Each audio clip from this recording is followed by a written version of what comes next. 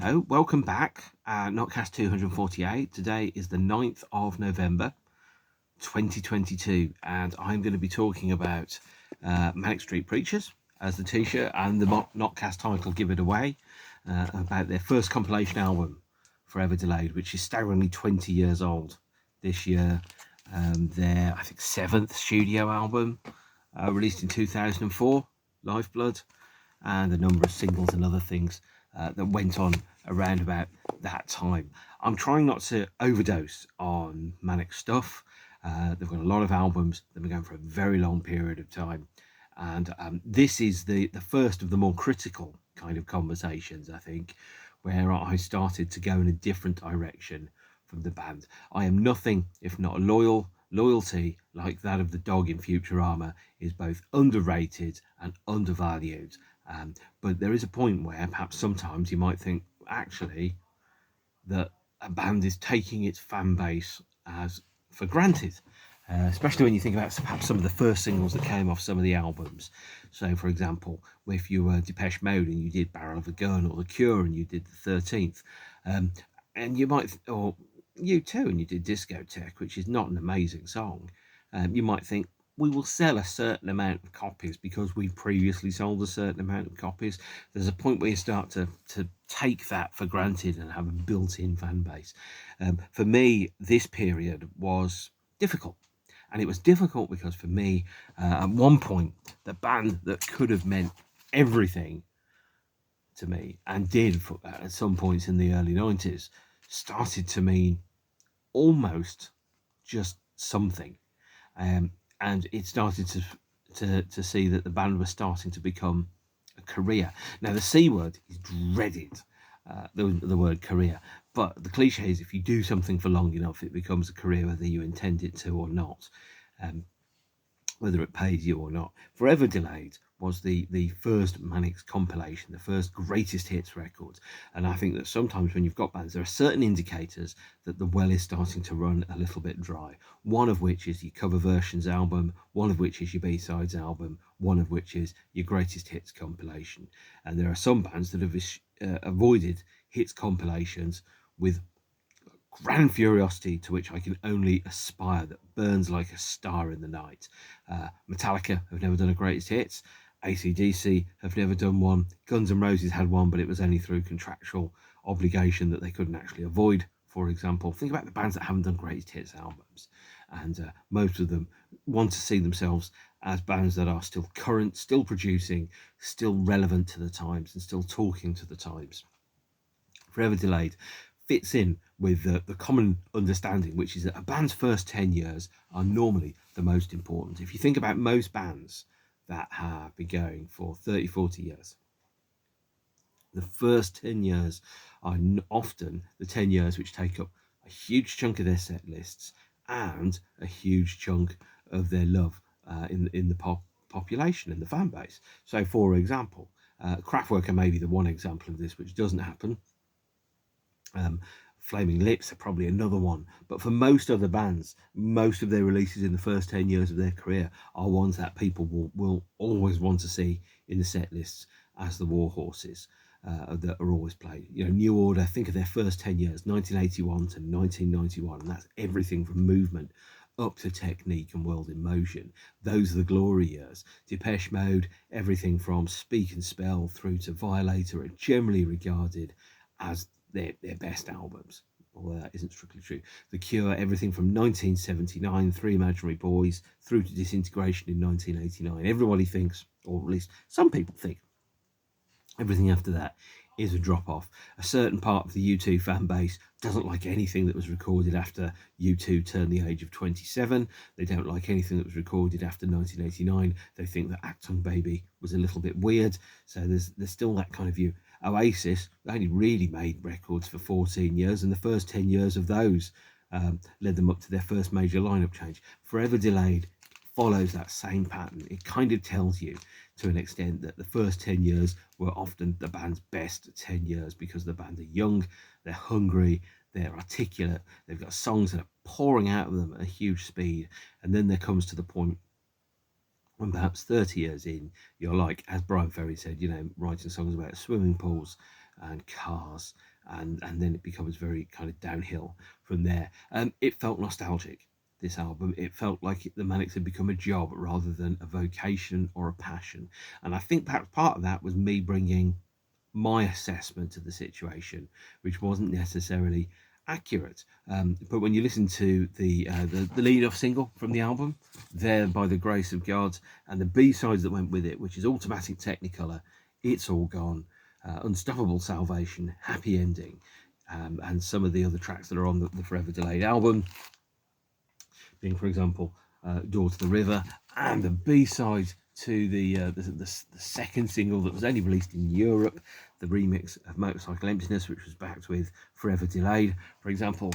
And then you had 7 or 8 really strong songs there that would have easily fit on an album. And I started to think about Know Your Enemy as perhaps 2 albums that had been stuffed into one package, and perhaps the album should have been split into 2 halves, presented 10, 12 songs on each of the LPs, put in songs like "Forever Delayed," "There by the Grace of God," "Door to the River," "Automatic Technicolor," "Unstoppable Salvation," "Happy Ending," "It's All Gone," those types of songs. And then you'd have 2 really strong albums that came out within a couple of years of each other. But instead, as we know, history kind of fudged it. It delivered 1 album that was too long, a bunch of good B-sides, and then a greatest hits record that had some fantastic B-sides on, but they all disappeared.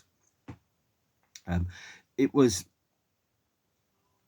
where, for me at least, I started to detach from being a hardcore Manics fan, I think, and also about the time that this came out, I was reaching the age of 29, 30. The passion that I had for parts of the Manics, Motown junk, which flew into my ears when I was 17 years old, for example. Just 17. These were songs that, as I got older, I started to think of them more as timepieces as opposed to timely, and that's me bringing my own experiences to the plate there. The tour, I saw a couple of shows on the tour. I saw Wembley Arena, I saw Brighton, were really odd kind of celebrations of the band that the Manics used to be. There were some songs that they played which they hadn't played for a long time, but they were playing in a 5-piece format. They had a percussionist on stage with them, which was utterly pointless. I don't understand why they had a percussionist. It's not as if Sean was a crap drummer and they needed 2 drummers.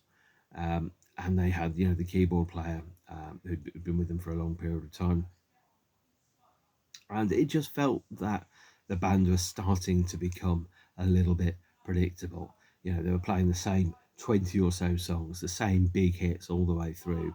There was almost a sense that the band had nothing very much to say, but they did have an annual target that they had to reach.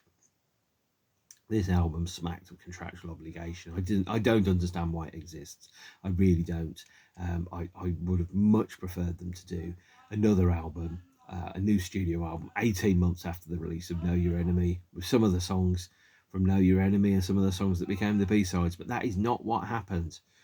We play the cards that we're dealt, not the ones that we want.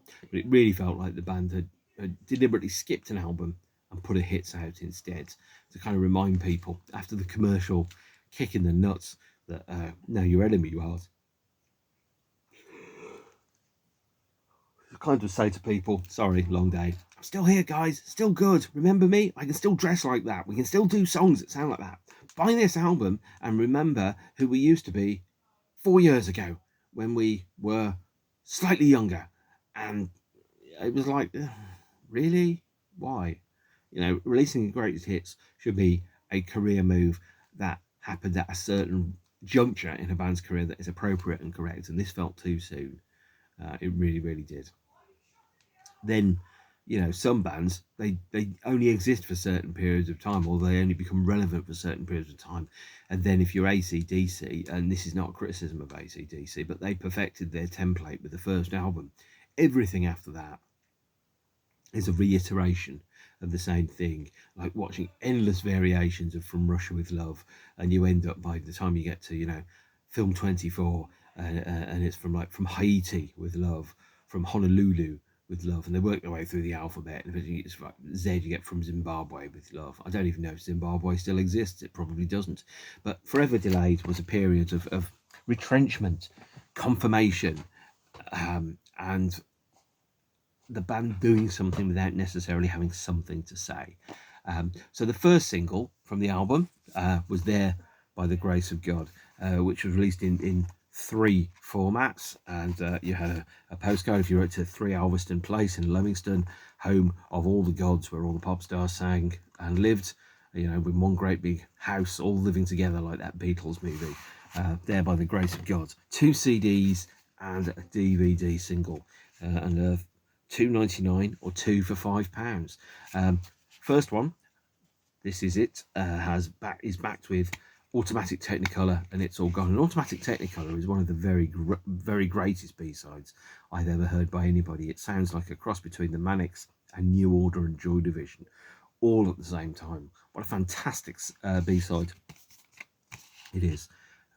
But it again lost on that. It should never have been a B-side. It really shouldn't have. And then the second single CD, There by the Grace of God, backed with Unstoppable Salvation and Happy Ending. And Unstoppable Salvation and Happy Ending are not quite fully formed songs, if that makes sense. They were incomplete in so much as often you'd find you'd have one verse repeated twice and a chorus, and you wouldn't necessarily have a bridge or a second section. Songs are built out of sections and chunks, you know, intro, verse, chorus, bridge, guitar solo. And if you've only got one verse, for example, and you end up doing the verse twice and you end up putting the extra stuff in, you then kind of think, what is the point of these songs? These songs are incomplete. They're not finished. And it felt there was an element of going, right, 1 minute 56 seconds, that's as good as we can get. I mean, some of the songs are really great. So we've got Automatic Technicolor, which I've mentioned before. It's got a drum machine in it, like You Still the Sun. It follows a New Order template. It's full of lyrics which refer to lofty broken promises, the election promises which were made by Tony Blair, which then turned out to be perhaps not quite so honourable and weren't honoured. You've got It's All Gone, which is the third track on the first CD, which is lyrically it's reminiscent of, it's almost a prequel to I Live to Fall Asleep, which appears on the Lifeblood album. And then of the other B-sides, you've got Unstoppable Salvation, which is minimalist, again a verse, a chorus, no bridge, no solos, and then Happy Ending, which is probably the nearest thing to the Manics kind of riding off into the sunset, with a obviously with a cowboy and a hat, and it was almost a goodbye song. So there you are. And then of course on the album itself we had the extra track Door to the River, which appeared in a remixed version on this LP with strings and slightly re-recorded, the original version being on the Know Your Enemy reissue, which I reviewed a couple of months ago, I think, when it came out. We had an extra track on the Motorcycle Emptiness single, which is here, the title track of the Hits album, Forever Delayed itself, which is baffling by its omission. It's as good as anything else on the Hits album. It's single quality material. If it hadn't been reissued, people would be talking about it in hushed tones as, you know, the great lost Manic's B-side, which it undoubtedly is. You know, one of the very best Manic's B-sides of all time, Forever Delayed, which is a song that should be played live far more often. It should have been a set list staple. When I first heard them play it live, which was at Wembley, I was just staggered there, just kind of going, that's a B-side? That isn't a B, that's an A-side. Why isn't that, you know, the single from the album, title track from the album? Surely, but no, obviously not. And there were 2 other songs which came out around about the same time. So the first one of which is a cover version that appears on this One Love, various artists, Enemy, War Child kind of compilation. It's a cover version of the Rolling Stones' Out of Time. Apparently Nicky Wire doesn't play bass on the version of Out of Time on this album. He was on paternity leave at the time. And then there was a track called Judge Yourself. Judge Yourself was officially released on Lipstick Traces, A Secret History, of the Manic Street Preachers, a double CD, triple LP, B-sides compilation record that features a number of rare and lost songs, B-sides, including Forever Delayed, Sorrow 16, Judge Yourself was on there, and Judge Yourself was the last recording that the band made in a demo form whilst Richie was still a participant in the band, and it was re-recorded, remixed, updated, and had some extra bits flown in for its release on Lipstick Traces. Why Judge Yourself is not better known, I don't know. It's a great track. But if there's one thing which I have learned over the course of doing these videos, is that the Manics are very bad at choosing the best songs and the best singles from their albums, because some of their best songs are B-sides, such as Automatic Technicolor and Forever Delayed. We had a gap where things went quiet for a period of time. Forever Delayed, as such, was filed to one side as an interesting experiment. The band played some shows in Japan, Europe, festivals, all those type of things, and then they went to ground and disappeared for about a year before reappearing at the Isle of Wight Festival. And that was the precursor to the release of their next studio record, which was called Lifeblood. But before Lifeblood came out, we had the Forever Delayed tour, which I've mentioned here. Here is the tour booklet, and it's important, actually, the tour booklet, because what it is, it contains lyrics and images and quotes from the band's interviews, those type of things. There is a context to this. Now, I'm a tour booklet snob, in so much as if you're going to sell me a very expensive glossy piece of paper with multiple things on, don't make it meaningless, make it meaningful. Put pictures and photographs that people haven't seen in there, put explanatory text, put an interview with the band, put something about what's going on. Why is this going to expand or enhance my experience of seeing the band? And the Forever Delayed album was finally kind of closed off with this, the Forever Delayed Photographs of Manic Street Preachers by Mitch Ikeda, which features a couple of essays and then an awful lot of photographs, broadly but not always chronological. I wish that these had been presented in a chronological fashion throughout the band's career, so you could see them changing and evolving and growing up. And the thing I found perhaps most frustrating about this is that you would go from a picture of the band as a 3-piece to the picture of a band as a 4-piece, to then a picture of Richie, to then a picture of the band without Richie in, and you're kind of going, well, where's the narrative around this? Where's the story? Where's the golden thread that runs through it that explains and helps you understand this? Because otherwise it's just a bunch of expensive photographs. And you know, these photographs are fantastic, they're very, very good, but they don't tell the story because they're presented out of sequence. And I can't understand quite how the narrative of this book works, because I can't really make sense of it. The only thing that really makes sense is that you have the last 3 or 4 pages here are photographs from the London Astoria show in 1994, Richie's last shows with the band, and the band destroying their equipment and walking off. That's about the only thing that gives you a sense that you're coming towards the end of the book.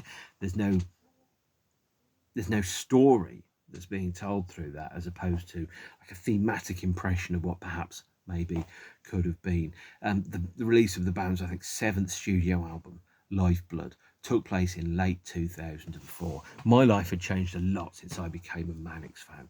So from when I first became a Manics fan, 1991 to 2004, I'd changed, I'd evolved. I'd gone from being a 17-year-old to a 31-year-old, from being a child to a man, from being somebody that thought he might never have a meaningful adult relationship, to being married with children, and to having a job and a career, and to trying it like a drunk in the midnight quiet in my way to be free throughout all of that.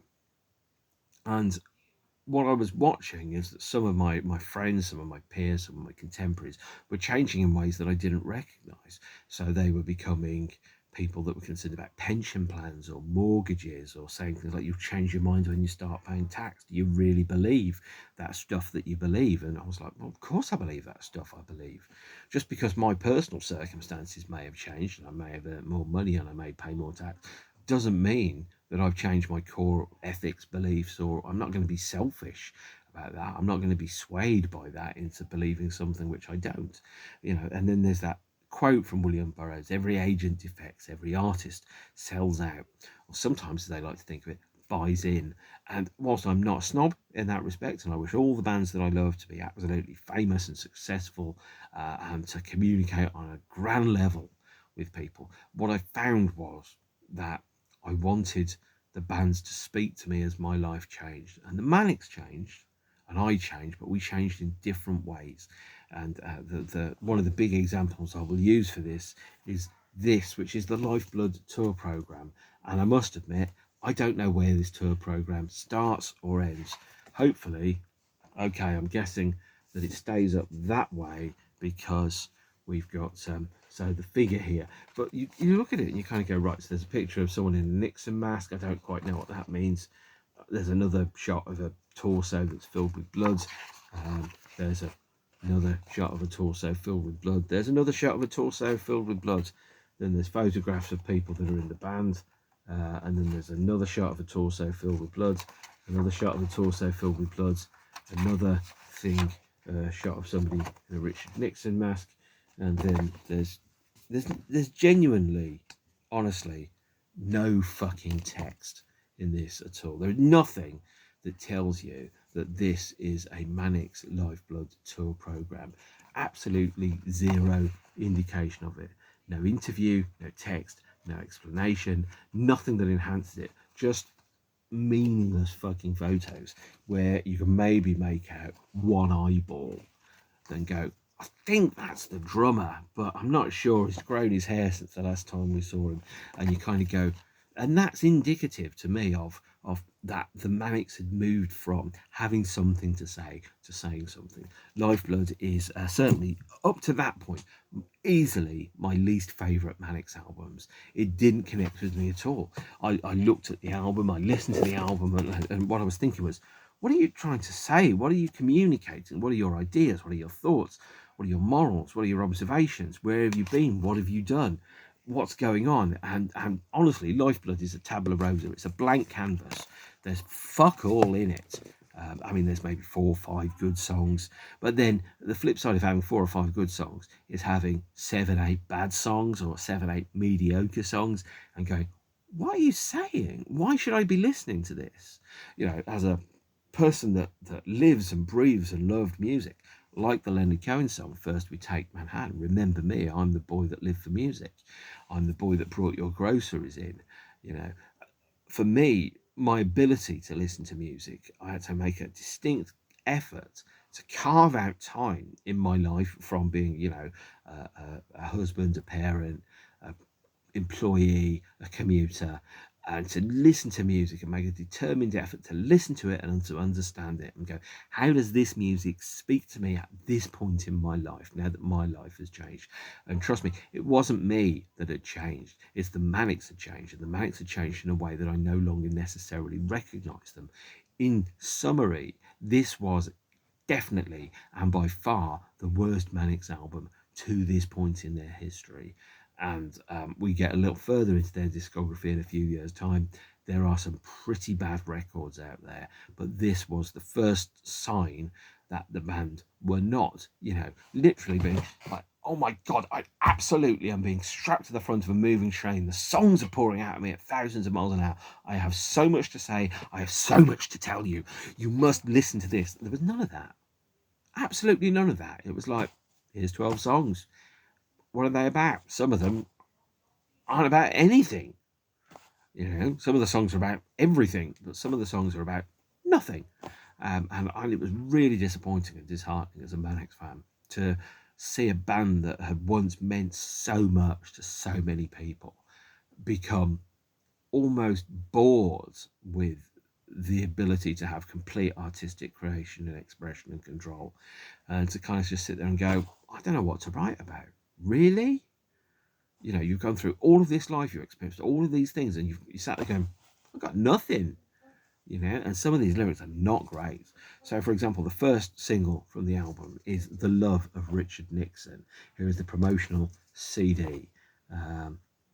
And the idea behind The Love of Richard Nixon, it is completely atypical. It's utterly unrepresentative of what the rest of the album is. So, as I mentioned before, Automatic Technicolor is probably its nearest relative in terms of the band's discography. It sounds like a New Order single. It's very cold, it's very clinical. There's a chunk of drum machines that are going on in there. There's almost a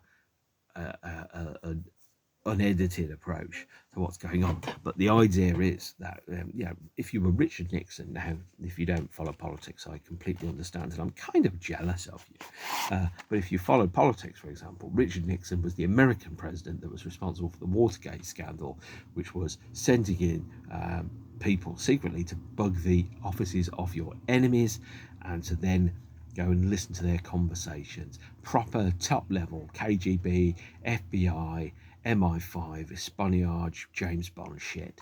And Nixon got caught, and he recorded all of the meetings that took place in his office, and then he wiped the tapes of them.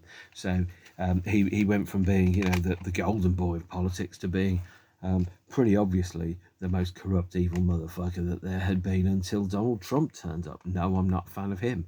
And so, whilst The Love of Richard Nixon is the only single that the Manics had where they actually committed to a concept all the way through the existence of the campaign. So the video had them wearing Nixon masks. The singles, as you can tell, have them wearing Nixon masks on there. The cover art has them wearing Nixon masks.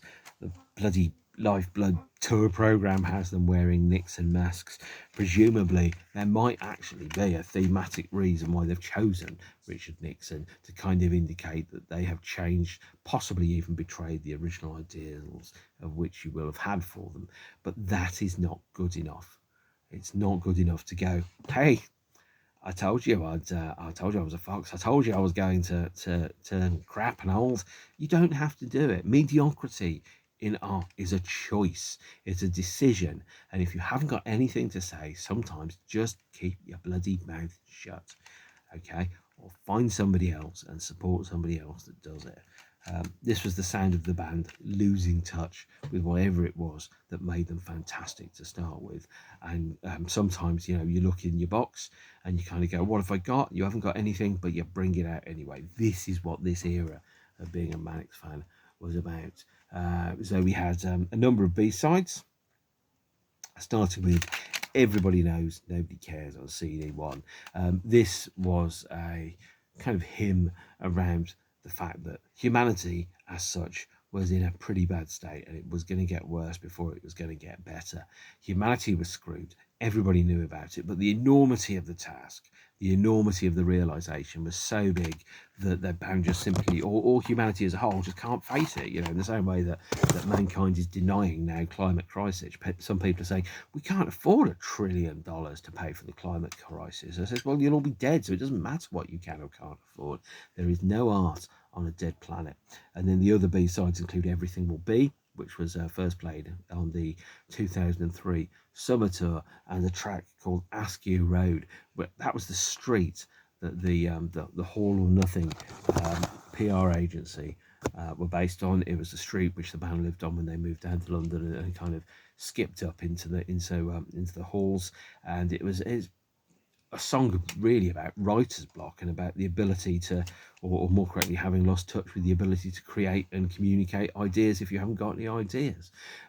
They also did the dreaded DVD single, which was backed with 2 new tracks. One, In My Place of Quarantine, a short film, which was pretty much loud, abrasive, almost all Nicky Wire, kind of a precursor to the Nicky Wire solo releases, and a track called Voodoo Polaroids, around which I've got absolutely no interest in discussing or even remembering its existence. I could have heard it 10 minutes ago, but I would have forgotten entirely what it was. And then this was followed up by the release of the umpteenth studio album, Lifeblood, and you can tell right from the cover that Lifeblood hasn't got very much to say. What does this signify? I don't know. It's a kind of like fraction of a sliver of a human body filled full of blood. What does it mean? No idea. That says, what is it? Conquer yourself rather than the world. Descartes. Again, what do these images communicate? Nothing. They're graphic and the graphic design, but I don't understand what they're trying to say. I'm not convinced they are trying to say anything. This is the sound of a band with nothing to say, saying it quite loudly. There are some great songs on the album. There's 1985, which is the opening song, which I think is bloody brilliant. It's easily the best song on the whole thing.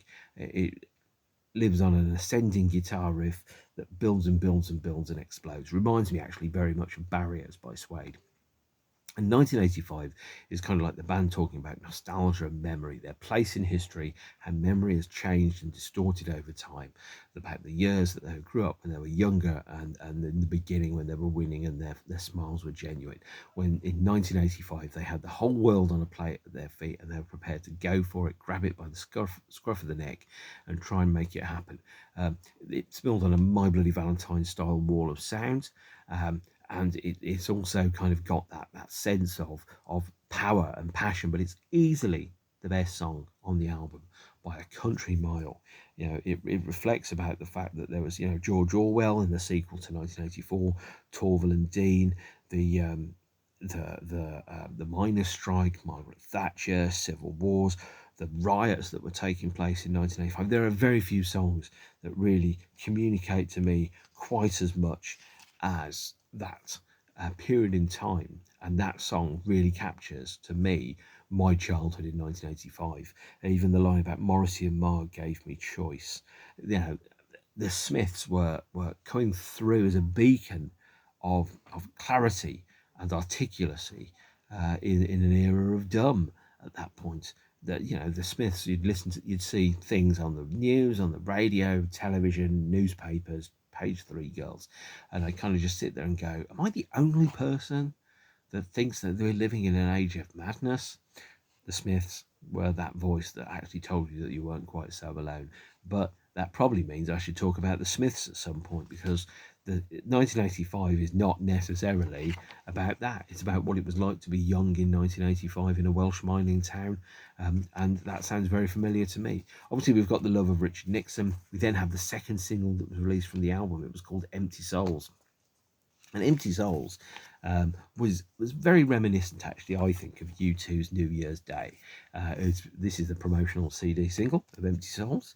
And here is the 3-track formats in that nice little box that you got from Alveston Place in Leamington Spa. And to me, Empty Souls is a song that was empty, it was cold, it was clinical in its production. It was built on a repetitive piano riff, very similar to New Year's Day by U2. It's got that sense of winter, but it's also got a lyric around the collapse of the Twin Towers, and it's got a sense of impending, unavoidable overall disaster. The song kind of builds to a crescendo and it collapses upon itself. And what I remember very distinctly was standing in a coffee shop in Surbiton Station in January 2005, just about to become a parent, listening to this song, the radio edit that changes some of the lyrics around. It removes the line about collapsing like the Twin Towers, falling down like April showers. And then the radio DJ, Smashy and Nicey, whoever the fuck he was, going on around, well, I don't really know what that lyric means about shivering like black-eyed dogs waiting to be taken home. How does that make sense? And if you sit around going, collapsing like the Twin Towers, falling down like April showers don't fall down. This song is stupid. And I'm just sat there going, you're a dipshit, mate, but you're a radio DJ and you've just trashed the song. It was a number 2 hit for the Manics, Empty Souls, one of their probably in their top 3 or 4 big hits, and they never play it live, probably because they're kind of embarrassed by it. But I'm not as embarrassed as I am on behalf of that brain-dead radio DJ that didn't understand what art was and how it worked. Okay, deep breath, relax, carry on. Next song is A Song for Departure. This is A Song for Departure is probably my second favourite song on the album. It's amazing, absolutely brilliant. It's got this sense of an uncoiled snake, something like watching a huge piece of origami slowly unfold in front of you. Or maybe if you watch footage of a nuclear explosion that's slowed down and you see the nuclear explosion and the nucleus and the coroner and everything kind of expanding very, very slowly. There's this sense of something enormous and terrifying that you can barely comprehend is unfolding in front of you, and you're powerless to do anything about it. And A Song for Departure is one of my very, very favourite songs on the album. It's not cold, It's cool, it's minimal, but it is also beautiful, like a painting of winter. And it was inspired by Elizabeth Jennings as well. Then we have, again, one of the better songs on the album is I Live to Fall Asleep, which obviously had a prequel in the form of It's All Gone. It's a song about, to quote a more modern artist, when we fall asleep, where do we go? What happens when you fall asleep? Where do you go? Do you fall into a world of dreams? Is death a form of unconsciousness? Is sleep a form of death? Is the orgasm exactly called the little death? How does all of that work together? And it's all around how all of those things, sleep, death, unconsciousness, dreams, all kind of collapse into a single day. And when in dreams, and I always remember having dreams again, it's really lovely. This is so nice. This can't be my reality. And being aware that you're in a dream. By the way, if you're in a dream and you don't know if you're in a dream, always look at your watch. It'll tell you what the time is, or it might not tell you the time at all. And what that then tells you actually is that you've unraveled and distangled yourself from the tyranny of clocks and time and deadlines. So that's a way to tell. But I Live to Fall Asleep is probably the last really great song on it. We've got Emily, and we've got To Repel Ghosts. I'm just reading the lyrics of that. I don't know what that means. I don't know what Emily necessarily means either. These are songs that I read and I kind of go, what are you trying to communicate? What are you trying to say? What are you trying to tell me? Now, maybe the most useful lyric on the whole of the album, the most telling lyric on the whole of the album, are the last three lines of Emily, which are, we used to have answers, now we have questions, now have no direction. And I'm like, well, that's kind of like you're looking in the mirror and you're finding out that the emperor is naked. Glasnost is a very interesting song. It's not great. It's around the policy of openness and transparency that was started by Mikhail Gorbachev in Russia in 1985. The idea that you can dismantle the architecture of the Communist Party state dictatorship by being more open and more transparent around what's happening and how things are happening and how people are making decisions. But none of that is in the lyric. And having a song called Glasnost is a pretty strange and unusual way of approaching that. We have Always Never, don't know what that means. Again, not quite sure what the lyric to that is all about. I've read it, I've reread it, and I'm like, I don't know what they're trying to communicate. It's either so obtuse and so advanced that it's like some kind of poetic version of algebra, or it's fucking meaningless. I can't work out which one it is. And then we have Solitude Sometimes Is, which is a great song. Probably my fifth favourite song on the album. Everything after number 5, there's a big gap between number 5 and number 6. It's a song about a clear, strong song, but it only stands out as being so good because the rest of the songs around it are often pretty dismal, to be honest. Fragments is, I don't know what that's about. And Cardiff Afterlife, probably as the last song on the standard release, is one of the better songs on the LP, because you open with 1985, a song about being anchored to history, experiencing history as a child, living in a depressed, closing, almost derelict Welsh mining town that defines your identity as a teenager, thinking that you've got one shot, like the Eminem song, to get out of this, and that shot is to be in a band and to burn down Buckingham Palace and to go for it and grab the future by the scruff of the neck. And then Cardiff Afterlife is kind of the flip side of that. It's about understanding and jettisoning the history that drags you down, trying to escape from the mistakes that you've made, trying to think, okay, so and certainly this is the thing that happened to me when I left Birmingham as a 27-year-old, is that I was sat there and I was going, if I'm not careful, I will not be able to escape the legacy and consequences of bad decisions that I've made years ago where other people have been involved. And I thought, no, I needed to move to a different town. I needed to reset myself, start again, and see what happened next, with the benefit of having those years of experience and understanding. That's what Cardiff Afterlife is about. It's about the weight of history and dragging you down and trying to understand and escape from the history and jettison yourself from that legacy. There are 2 extra songs that are on the Japanese version of the CD, which luckily enough, this is the version. Those 2 songs are The Soulmates and Antarctic, and they are phenomenally good songs that are criminally wasted only on the Japanese retail CD release of the album. They are that the Soulmates is really a song that I think is almost a tribute to Richie, and is around the kind of like element of being where there's the empty spot on the side of the stage where you haven't had the opportunity or the chance for closure, and you're looking at what's happening and going, me, myself, and I am missing something, and that something was the strong friendship that came with Richie. And then there was Antarctic, which is about two people together, finding a communion in the coldness and the vastness of modern reality. So, Lifeblood, any good? No. Easily in the bottom half of the Manic LPs. Easily the worst LP that the band had made until this point in their career. Worse was to come, but the next time they were going to make an album that I didn't like quite so much was probably 2018. So there was a long, long way to go around that. The second single released from the album, as mentioned before, is Empty Souls, which came in 3 particular formats. CD1 include the bonus track All Alone Here, which is basically one verse with a few lyrical variations. It's a very slender song indeed, kind of indicates that the band had more songs than they'd written, and was unfinished. CD2 features No Jubilees and Litany. No Jubilees follows in the tradition of Repeat, and later God Save the Manics EP, which is anti-monarchy kind of song. And then Litany is, again, it's one verse and it's just repeated, and I'm like, well, what are you trying to say and how are you trying to say it?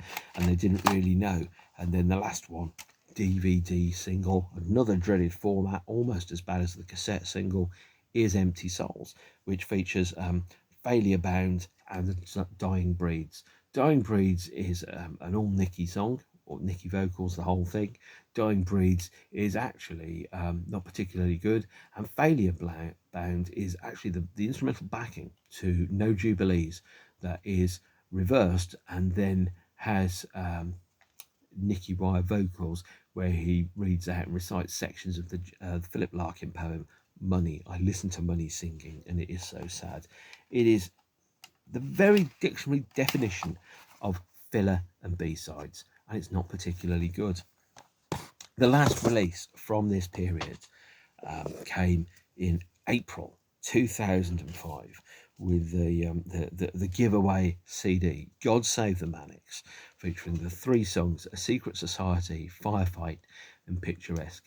This CD was given away free on the last show of the Past, Present and Future tour in 2005 before the band went on a hiatus. These effectively were going to be the 3 B-sides to the 3rd single from the album, which never was, which presumably was also going to include the Soulmates and Antarctic on the DVD single. A Secret Society is a spiky kind of indicator of where the band was going to go with Send Away the Tigers, the next studio record. We have Firefight, which is an all James song featuring James writing the lyrics, and it's okay, it's not amazing. And then Picturesque, which is apparently it features excerpts from 2 songs which Richie had written but unfinished, being Doors Slowly Closing and All Is Vanity, kind of cobbled together to create a 3rd thing. You could get a copy of this by emailing the band's management, and then they would post it to you. That's how I got it. The reason being, I didn't go to the show in April 2005 because I'd just become a parent. My eldest son, who is now 17, would have been about 17 days old at the time, and it would have been selfish and crass of me to say, have a lovely time with the gig, I'm off to go to a show now, you stay at home with a 17-day-old, which I thought would have been quite selfish of me, so I didn't do it. It wouldn't have been the right thing to do. There are some things that are more important than money. In conclusion, I know I've raced through this period. I think Lifeblood is not good at all. It is my least favourite of the Manic LPs up to this point in history and in the band's releases. I think there's a lost record out there when you think about, for example, There By the Grace of God and Automatic Technicolor and those B-sides. There's something which we missed, and I feel quite sad that we didn't get that period of the band. We didn't get that era We didn't get a record. We got a greatest hits compilation with a perfunctory air of will this do? This is, I think it was a strange, weird time to be a Manic fan. I didn't particularly enjoy it, truth be told. I felt that the band was starting to move away from me and who I was and how I felt about things. And sometimes they came back to me and sometimes they didn't. But that's the thing, bands change, they evolve over time. Lifeblood is the sound of a band with nothing to say, saying it quite a lot of times. Forever Delayed is the sound of a band retrenching into nostalgia and to reminding people how good they used to be. Kind of like when you're, let's say, 32 and you try and get into the same clothes that you did when you were 17 and tell people that you've still got it and you can fit into the jeans. You can't fit into the jeans. You don't fool anybody, okay?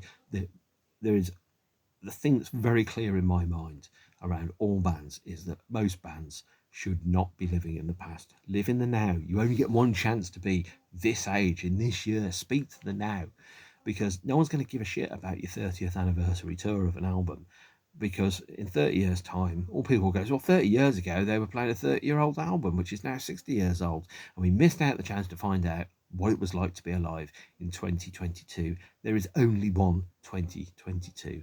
I want the bands I love to live in the moment, here, now, facing the future with an eye as to what is going to come next. And with that, here endeth the rant. Manic's Lifeblood, not so great. But there are better records in the band's future. Thank you for watching. If you watched all of it, you made it to the end. There is no prize, just my appreciation. And I will see you soon for another episode, 249. No idea what I'm going to talk about then, but I can't guarantee it won't be boring, because I am just a man sitting in front of a phone talking about his record collection. It's not for everybody. So stay beautiful, beautiful ones, and see you soon. Please subscribe and see you on the next episode. Adios.